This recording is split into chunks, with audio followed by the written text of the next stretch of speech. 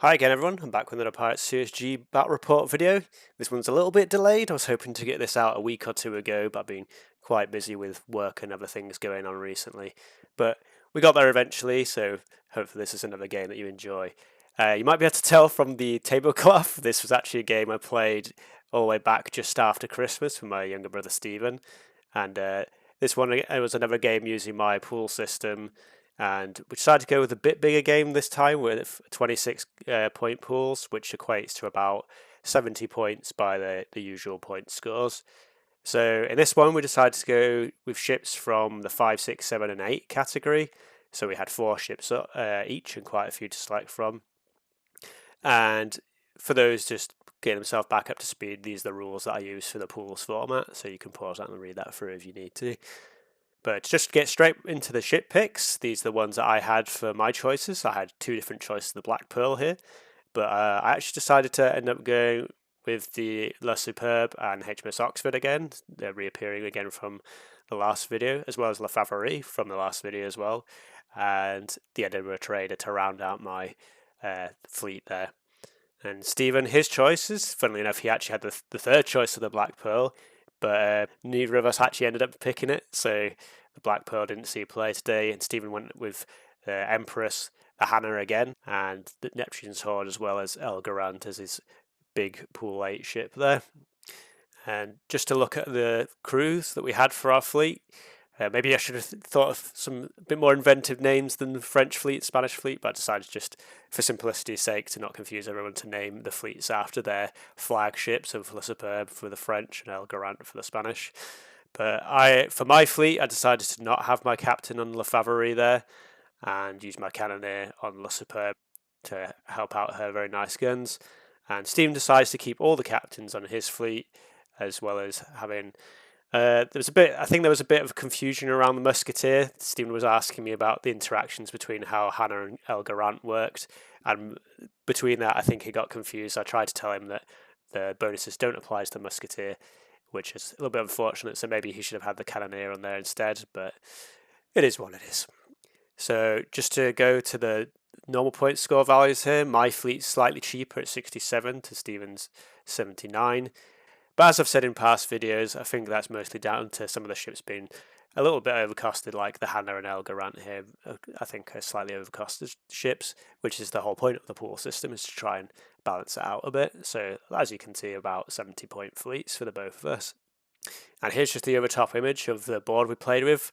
I realised afterwards when I was looking at all the photos that the Christmas themed tablecloth made it a little bit confusing in some of the pictures, so hopefully that's not too distracting.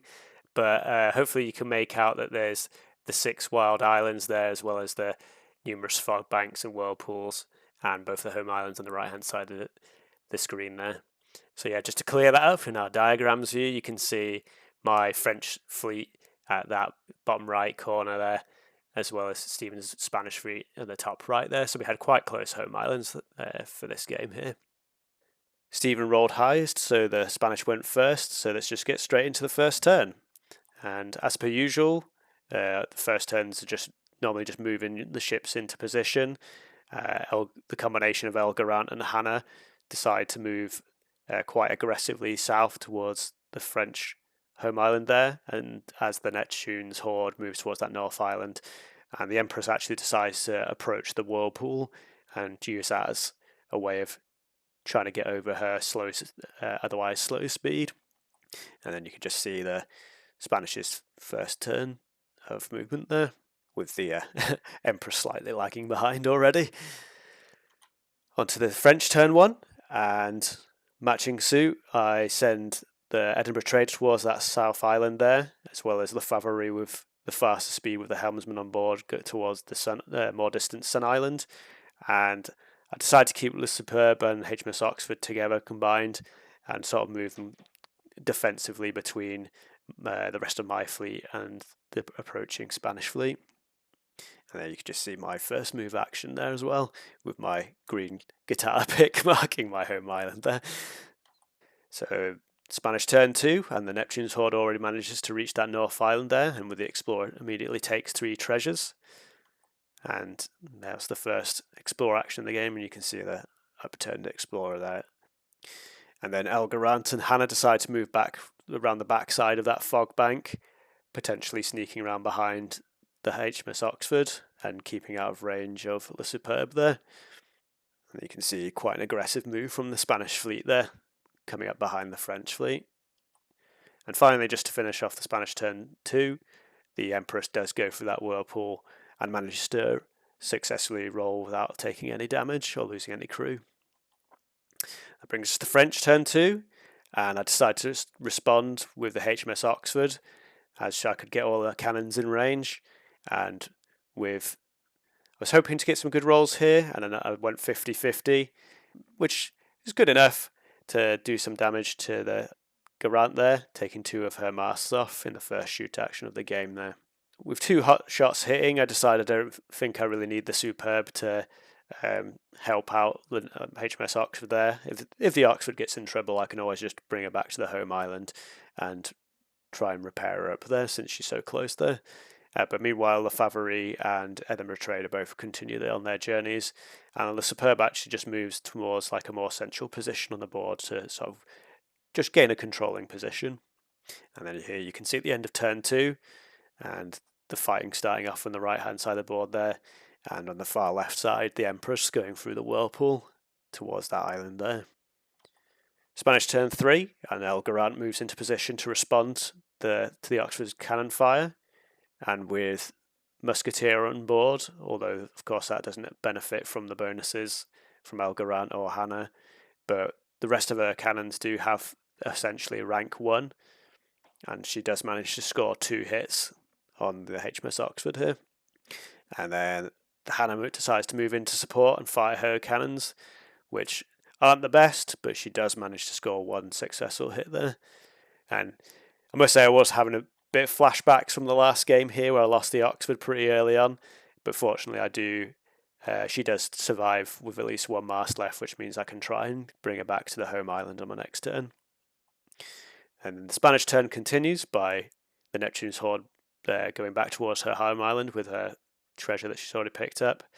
And then the Empress unfortunately doesn't quite manage to reach the Moon Island with her only RS speed there. That brings us to the French turn 3, and as I was saying before, the HMS Oxford moors back up at her home island there to try and repair on the future turns, but she does also fire with her last remaining rear mast, which is why I chose to keep that one as my last one, and fires 1 more shot, which does successfully hit Elgarant, bringing her down to only 2 remaining masts. For the rest of my turn, Le Favori docks up at the Sun Island and immediately explores with the Explorer on board and takes 3 treasures, and the Edinburgh Trader docks up, though has to wait to explore on her next turn. And Le Superbe again just continues her move on around that Star Island. I don't feel like I need to dock it just yet. I'm more just using her to control the central part of the board and see what happens with the rest of the game.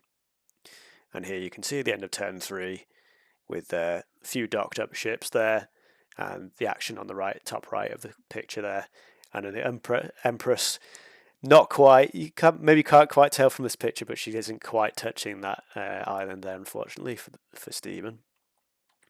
So turn 4 for the Spanish, and Stephen starts off his turn by just bringing the Neptune's Horde back to his home island and dropping off that gold there, and then moves the Empress into contact with the Moon Island, docking up there, ready to explore in the next turn for her as well. The Garant and Hannah there have the option of potentially possibly ramming the HMS Oxford and disrupting her attempts to repair, but Stephen decides that she's just going to leave the Oxford alone and move further south towards the Edinburgh Trader to try and disrupt her from bringing some treasure back, and also potentially the Le Favori as well. French turn 4, and the Edinburgh Trader explores that South Island and collects all the treasure there with her quite large cargo space, and the HMS Oxford simply repairs a mast for her action for the turn, and Le Favori decides to chance going through the whirlpool with her direct route now being cut off by Elgarant, and unfortunately she does lose a mast to the whirlpool there.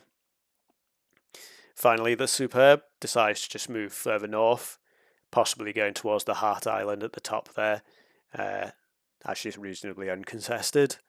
And with the Oxford being repaired, the Garant still doesn't feel like too much of a threat. Which moves us on to the Spanish turn 5, where the Neptune's Horde moves back out onto the ocean, heading towards that Star Island, or possibly also to try and support El Garant there. And El Garant moves further south, not quite getting in range for cannon fire on the Edinburgh Trader, but still being a menace. The Empress explores the Moon Island, and unfortunately, she reveals the Marine and the Marine's unique treasure, which Stephen chooses to eliminate a mast instead of a crew. And he does also find the spyglass there as well, which isn't the most useful unique treasure, but some can have some uses. So onto the French turn 5, and I begin the turn by repairing a mast on HMS Oxford, bring it back up to 3 masts now, as well as moving Lefevre back to my home island and dropping off my first treasure there as well. And with El Garant approaching, I decide to make some evasive movement with the Edinburgh Trader and move her around the south side of the South Island there, as I don't want to get her caught out by El Garant there. And now with the Neptune's Horde coming away from her home island, I decide to move Le Superbe in response and move her towards her direction. And then you can see here from the end of turn 5 from the point of view of the Edinburgh Trader, as El Garant is trying to mix things up, but the French fleet is proving evasive. So on to turn 6, the Spanish, and Stevens decided he's had enough of the trickery of everything moving around away from his largest ship and decides to send El Garant and the Hannah through the whirlpool. Unfortunately, he does lose a mast on El Garant there, bringing her down to 1 mast remaining, but she now is in range of home island, so she can try and repair back up in future turns. The Neptune's Horde then moves towards the north, not necessarily towards the North Island itself, but just to try and keep out of range of Le Superbe's cannons there. And then the Empress also finishes off the Spanish turn by moving back towards that whirlpool there to try and bring her treasure home. So that's just the end of the Spanish turn 6 there. So on to the French turn 6, and the Oxford and Lefevre both repair a mast, both bringing them back up to full mast. The Edinburgh Trader loops around that South Island there to try and make her way back home to the home island now, but keeping some distance between her and that whirlpool there, just in case anyone else tries to pop out through there. And the Le Superbe, I think, if I remember correctly, could maybe get just her front mast in range, but I decided against leaving her exposed and instead move her into the fog bank and potentially spring in an assault on the next turn on Neptune's Horde, depending on where she goes. So here's the end of turn 6, and you can see the Oxford back up to full mast there, as well as Le Superbe waiting to potentially pounce and attack anyone that comes nearby. Turn 7 for the Spanish, and El Garant and the Hannah both move to dock up at the Spanish home island there. Potentially the Hannah possibly should have moved to try and support the Neptune's Horde here, but I think Stephen just wanted to have that combination of the Hannah and El Garant together, so he decided to leave the Hannah with her there. The Empress goes through that whirlpool back towards the home island, and again manages to get through that unscathed and take no damage from the whirlpool. And the Neptune's Horde finishes off the turn by moving further north there, and this left her within range of the Le Superbe if she got a lucky roll on the fog bank, but Stephen decided to try and chance it, as he felt like he needed to try and get some extra gold potentially from the Heart Island there. And you can just see Le Superbe looming over as the rest of the fleet returns to home island. The French turn 7, and I decide to start off the turn by rolling for the fog bank and see what the die roll gives me. And very fortunately for me, you can see here I roll a 5, which is probably exactly the most favourable roll I could have gotten. And I immediately take advantage of that to move Le Superbe into range and getting all of my guns in range to fire upon the Neptune's horde, and I managed to successfully score 3 hits, majorly crippling a number of Stephen's ships there. You can just see the damage that's been done. And then finish off my turn by moving off all the rest of my ships. Then a trader still trying to make her way home. Lefavre now heading towards the Star Island there, and HMS Oxford moving just northwards to further barricade the Spanish fleet into the area around their home island. And that's just the end of turn 7 there. So turn 8 for the Spanish. Things are not looking so great for Stephen at this point. He does start his turn by repairing a mast on El Garant and moving the Empress home, at least bringing some gold back. So potentially he does have the lead here, but I've got gold on the Edinburgh Trader and quite easy access to the Star Island there. Stephen finishes off his turn by moving Neptune's horde away and retreat around that North Island there. Maybe just try to get her home and keep her in one piece for the time being. Turn H for the French now, and Lefavre simply docks up at the Star Island with her explorer takes 3 treasure straight away. The Edinburgh Trader continues her journey towards the home island there. HMS Oxford continues to support, and Le Superbe decides, instead of chasing down the Neptune's horde, I think she could have got in range here if memory serves, but instead she decides it's not really worth it. Better just try and grab the gold on that Heart Island there, now that I have control of most of the board. Spanish turn 9, and Stephen felt like he was running out of options at this point, so he decided to go for an all or nothing play, and he sent 3 of his ships straight through that whirlpool there in attempts to try and cut off the Edinburgh Trader from reaching the home island, as she won't be able to reach the home island on the next turn, and potentially also the Lefavre on a future turn. Unfortunately for him, he does lose a mast on the Hannah and El Garant, bringing all 3 ships down to 1 mast there. But I think he felt like at this point that he didn't have many other options, so he decided to go with the Hail Mary play. Just to finish off the turn, the Empress also tried to get involved with the action here, but her slow movement speed's sort of hindering her support there. So turn 9 for the French, and I move the Edinburgh Trader and Lefavre back towards my home island. I think possibly here the absolute best play would have been to just move the Edinburgh Trader further north, and that would have kept her out of range. But I decided that I felt like I had quite a lot of an advantage here, and I thought I'd just spice things up a bit by taking the shorter distance that left her possibly vulnerable to the cannon fire on the next turn.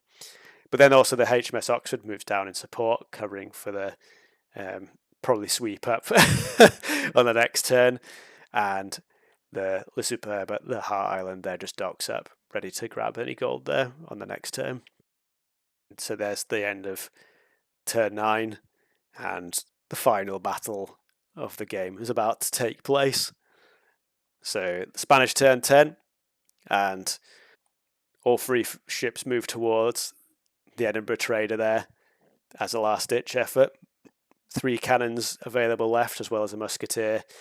But unfortunately for Stephen, luck was very much against him, and he only managed to score 1 successful hit with all 3 ships, leaving the Edinburgh Trader as well as Lefavre free to get back to my home island on the next turn.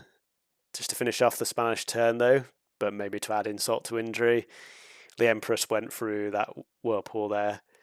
Not that it really mattered, but she ended up losing a mast as well. Which led on to the French turn 10, which was the last turn of the game. And just to celebrate my victory, I decided to do a shoot action with the HMS Oxford first and unload a round of cannon fire into El Garant, successfully sinking her. And funnily enough, this is actually the only sunk ship in the game. Nothing else had been sunk up to this point. But the El Garant sinking to the Christmassy depths. And that left Lefavre and Edinburgh Trader both free to bring their treasure back home, and this brought my gold total up high enough to reach the higher than half gold condition. So there we go, that ended the game. and I won with a goal score of 31-20, and which I think was quite a one-sided game in this one. Just to bring up the damage chart here, not too much damage was actually really done. Like I said, only one ship was actually sunk this whole game, with the HMS Oxford topping the charts with 4 masts eliminated and that one ship sunk against El Garant at the end there. Although arguably the real MVP was the Whirlpools with 5 masts eliminated this game. I think a lot of this game came down to just getting the first shot advantage, which I managed to get in 2 situations.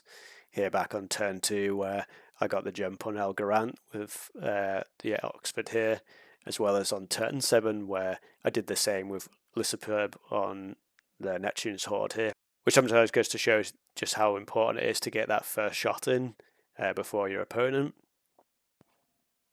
So yeah, just as per usual, to round out the video with, I went back and looked at the ship picks to think about whether I'd do anything differently, especially as it's been quite a while since I actually played the game.